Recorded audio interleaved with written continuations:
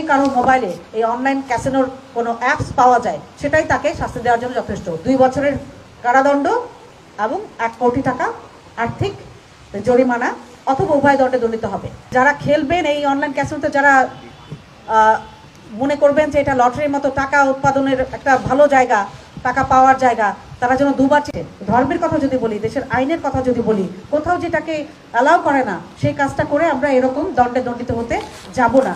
আমরা মানে শয়তানের ধোঁকা বলেন বা খারাপ কাজে আমরা উদ্বুদ্ধ হব না, ভালো কাজে থাকবো।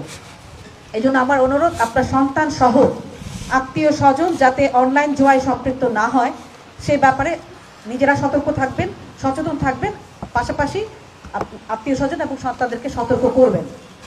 মোবাইলে এই জুয়ার অ্যাপস রাখাও অপরাধ। যদি কারো মোবাইলে, আমাদের পুলিশ আজকে রাত থেকে অভিযান পরিচালনা করবে, যদি কারো মোবাইলে এই অনলাইন ক্যাসিনোর কোনো অ্যাপস পাওয়া যায় সেটাই তাকে শাস্তি দেওয়ার জন্য যথেষ্ট।